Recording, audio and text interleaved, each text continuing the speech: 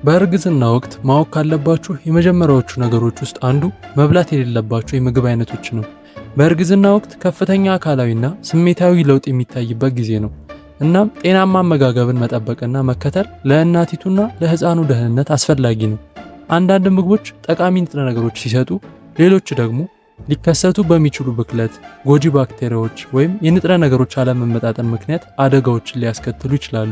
አስተማማኝና ጤናማ እርግዝናን ለማረጋገጥ ምን መወገድ እንዳለበት መረዳት በጣም አስፈላጊ ነው።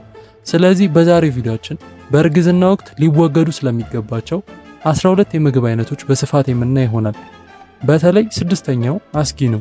እንዲሁም በየቀኑ እንደዚህ ጤናውን እንዲጠብቁና እንዲያሻሽሉ የሚጠቅመውን መረጃ እንዲያገኙ ይህንን ቻናል አሁኑኑ ሰብስክራይብ ማድረግዎን አይርሱ።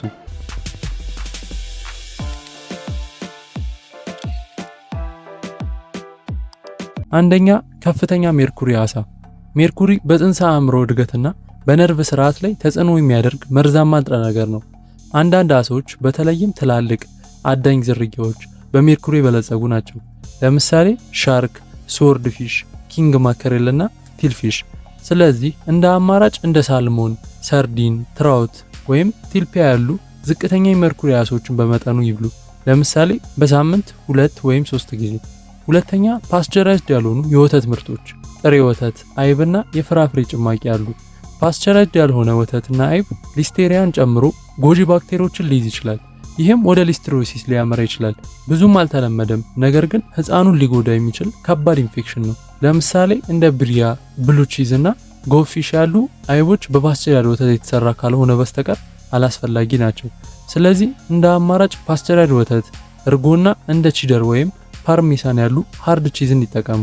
ጥሬ ወተት፣ ያልበሰለ አይብና ለስላሳ የበሰለ አይብ ሳልሞኔላ፣ ኢኮላይ እና ካምፓሎባክተር ጨምሮ ጎጂ ባክቴሪያዎችን ሊይዝ ይችላል። ያልተፈጨ ጭማቂም ተመሳሳይ ነው። እርሱም ለባክቴሪያ ብክለትም የተጋለጠ ነው። እነዚህ ኢንፌክሽኖች ሁሉም ለህይወት አስጊ የሆኑ ውጤትን ሊኖራቸው ይችላል። ባክቴሪያው በተፈጥሮ የተገኘ ወይም በማከማቸት ወይም በሚከማችበት ጊዜ በመበከል ሊከሰት ይችላል። ሶስተኛ፣ ጥሬ ወይም ያልበሰሉ እንቁላሎች። ጥሬ እንቁላል በሳልሞኔላ ሊበከል ይችላል። ይህም የምግብ መመረዝን እንደ ማስታወክ፣ ተቅማጥና ትኩሳት ያሉ ምልክቶችን ያስከትላል። ለምሳሌ ጥሬ የኩኪ ሊጥ፣ በቤት ውስጥ የተሰራ ማዮኔዝ፣ ሆላንዳዊ ሳውስ ወይም በስሱ የተቀቀለ እንቁላል። ስለዚህ እንደ አማራጭ ሙሉ በሙሉ የተቀቀለ እንቁላል፣ ሁለቱም አስኳሉምና ነጩ ክፍል ጠንካራ የሆኑበት ወይም ፓስቸራይዝድ የሆኑ የእንቁላል ምርቶችን ይጠቀሙ። ጥሬ እንቁላል በሳልሞኔላ ባክቴሪያ ሊበከል ይችላል። የሳልሞኔላ ኢንፌክሽን ምልክቶች ትኩሳት፣ ማቅለሸሽ፣ ማስታወክ፣ የሆድ ቁርጠትና ተቅማጥ ይገኙበታል። ይሁን እንጂ አልፎ አልፎ ኢንፌክሽኑ በማህፀን ውስጥ ቁርጠትን ሊያስከትል ስለሚችል ያለ ጊዜው መወለድን ያስከትላል። በተለምዶ ጥሬ እንቁላል የሚያካትቱ ምግቦች የተቀቀለ እንቁላል፣ የቤት ውስጥ አይስክሬም፣ በቤት ውስጥ የተሰራ ኬክ፣ እነዚህ ምግቦች ከመመገብ ይቆጠቡ። አራተኛ፣ የዴሊ ስጋና የተቀነባበሩ ስጋዎች። የዴሊ ስጋና እንደ ሆት ዶግስ፣ ሳላሚና ቦሎኛ ያሉ ስጋዎች ሊስቴሪያን ሊይዙ ይችላሉ። ይህ ቦታ የእንግዴ ዘርን አቋርጦ ወደ ህፃኑ ከባድ ኢንፌክሽን ሊያመራ ይችላል። ስለዚህ እንደ አማራጭ ከመመገቡ በፊት ዴሊ ስጋዎችን እንደገና ማሞቅ ያስፈልጋል። ወይም እንደ ዶሮ ወይም ተርኪ ያሉ ትኩስ የበሰለ ስጋዎችን ይምረጡ። አምስተኛ፣ ያልታጠበ አትክልትና ፍራፍሬ። ያልታጠበ ወይም ያልተላጠ አትክልትና ፍራፍሬ ገጽታ በበርካታ ባክቴሪያና ጥገኛ ተህዋስ ሊበከል ይችላል። እነዚህም ቶክሶፕላዝማ፣ ኢኮላይ፣ ሳልሞኔላና ሊስቴሪያ ከአፈር ወይም በአያያዝ ሊገኙ ይችላሉ። በማምረት፣ በማቀነባበር፣ በማከማቻ፣ በማጓጓዝ ወይም በችርቻሮ ወቅት ብክለት በማንኛውም ጊዜ ሊከሰት ይችላል። በአትክልትና ፍራፍሬ ላይ ሊቆይ የሚችል አንድ አደገኛ ጥገኛ ተውሳክ ቶክሶፕላዝማ ይባላል። አብዛኞቹ የቶክሶፕላዝሞሲስ በሽታ ያለባቸው ሰዎች ምንም ምልክት አይታይባቸውም። ሌሎች ደግሞ ለአንድ ወር ወይም ከዚያ በላይ ጉንፋን እንዳለባቸው ሊሰማቸው ይችላል። ገና በማህፀን ውስጥ እያሉ በቶክሶፕላዝማ ባክቴሪያ የተያዙ አብዛኞቹ ጨቅላ ህጻናት ሲወለዱ ምንም ምልክት አይታይባቸውም።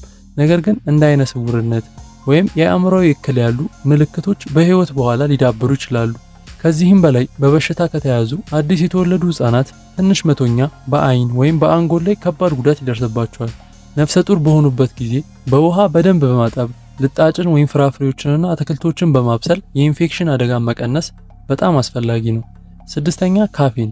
በእርግዝና ወቅት ከፍተኛ መጠን ያለው የካፌን መጠን በቀን ከ200 እስከ 300 ሚሊግራም የጽንስ መጨናገፍ፣ ዝቅተኛ ክብደት ያለው ጽንስና ያለ ጊዜው መወለድን አደጋ ይጨምራል። ለምሳሌ እንደ ቡና፣ የኃይል መጠጦች፣ ሻይ፣ ቸኮሌትና ሶዳ መጠጦች።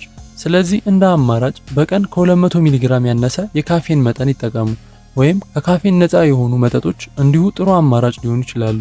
ሰባተኛ አልኮል። በእርግዝና ወቅት አልኮል ከመጠጣት መቆጠብ ይመከራል። ምክንያቱም የፅንስ መጨናገፍና ያለ ጊዜ መውለድ አደጋን ይጨምራል። ትንሽ መጠን እንኳን የሚጠጡ ቢሆንም የልጅዎን አእምሮ እድገት ላይ አሉታዊ ተጽዕኖ ያሳድራሉ። በእርግዝና ወቅት አልኮል መጠጣት የፅንስ አልኮል ሲንድረም ሊያስከትል ይችላል። ይህም የፊት ቅርጽ መዛባት፣ የልብ ጉድለቶችና የአእምሮ እክልን ያመጣል። በእርግዝና ወቅት አልኮል ደህንነቱ የተጠበቀ ስላልሆነ ሙሉ በሙሉ እንዲወገድ ይመከራል። ስምንተኛ የተቀነባበሩ ምግቦች እንደ ቺፕስ፣ ከረሜላና ጣፋጭ ሶዳ ያሉ አላስፈላጊ ምግቦች በባዶ ካሎሪ፣ በስኳርና ጤናማ ያልሆነ ስብ የበለጸጉ ናቸው። ይህም ከመጠን በላይ ክብደት እንዲጨምርና የእርግዝና የስኳር በሽታ እንዲጨምር ያደርጋል። ለምሳሌ የታሸጉ ምግቦች፣ ፈጣን ምግቦችና ጣፋጭ ምግቦች። ስለዚህ እንደ አማራጭ እንደ ለውዝ፣ ትኩስ ፍራፍሬ ወይም የግሪክ እርጎ ያሉ በንጥረ ምግብ የበለጸጉ ምግቦችን ይምረጡ። ዘጠነኛ የጉበትና የጉበት ውጤቶች። ጉበት በቫይታሚን ኤ ወይም ሬቲኖል የበለጸገ ነው። ከእንስሳት ምንጭ የሚገኘው ቫይታሚን ኤ ከመጠን በላይ መውሰድ በልጁ ላይ የወሊድ ጉድለትና የጉበት መመረዝን ሊያስከትል ይችላል። ለምሳሌ ሊቨር ፔት፣ ሊቨር ሳውሴጅ ወይም ኮድ ሊቨር ኦይል ሰፕሊመንቶች። ስለዚህ እንደ አማራጭ እንደ ካሮት ወይም ስኳር ድንች ካሉ ከእጽዋት የተቀመሙ የቫይታሚን ኤ ምንጮችን ይምረጡ። አስረኛ የተወሰኑ የእጽዋት ሻይና ሰፕሊመንት። በእርግዝና ወቅት ሁሉም የእጽዋት ሻይ ወይም ሰፕሊመንቶች ደህና አይደሉም። እንደ ሊኮራይስ ሩት ወይም አሎቬራ ያሉ አንዳንድ እጽዋት የማህፀን መኮማተርን ሊያነቃቁ ወይም ሌሎች ችግሮችን ሊያስከትሉ ይችላሉ። ለምሳሌ ከእጽዋት የተቀመሙ ሻይ ከማይታወቁ ንጥረ ነገሮች ወይም ከፍተኛ ኃይል ያላቸው ከእጽዋት ሰፕሊመንቶች ጋር። ስለዚህ እንደ አማራጭ ከሐኪሞ ጋር ከተማከሩ በኋላ ለእርግዝና ደህና እንደሆኑ የሚታወቁትን እንደ ዝንጅብል ወይም ካሞሚል ያሉ ሻዮችን ይጠቀሙ። 11 ያልበሰለ ወይም ጥሬ ስጋ። በደንብ ያልበሰለ ወይም ጥሬ ስጋ መብላት ቶክሶፕላዝማ፣ ኢኮላይ፣ ሊስቴሪያና ሳልሞኔላን ጨምሮ ከበርካታ ባክቴሪያዎች ወይም ጥገኛ ተውሳኮች የመበከል እድልን ይጨምራል። ተህዋሲያን የልጃችሁን ጤና አደጋ ላይ ሊጥሉ ይችላሉ። ምናልባትም ወደ ሞት ወይም ከባድ የነርቭ ህመሞች፣ የአእምሮ እክል፣ አይነ ስውርነትና የሚጥል በሽታን ጨምሮ ያስከትላሉ። አብዛኛዎቹ ባክቴሪያዎች በሙሉ የስጋ ቁራጮች ላይ ሲገኙ፣ ሌሎች ባክቴሪያዎች በጡንቻ ጫንቃዎች ውስጥ ሊቆዩ ይችላሉ። ስጋ፣ የስጋ ፓቲ፣ በርገር፣ የተፈጨ ስጋ፣ የአሳማ ስጋና የዶሮ ስጋ ጥሬም ሆነ ሳይበስል መብላት የለበትም። 12 ሰው ሰራሽ ጣፋጮች። አብዛኛዎቹ ሰው ሰራሽ ጣፋጮች በመጠኑ ደህና እንደሆኑ ቢቆጠሩ እንደ ሳካሪን ያሉ የተወሰኑ አይነቶች ከመጠን በላይ መውሰድ በእርግዝና ወቅት አይመከርም።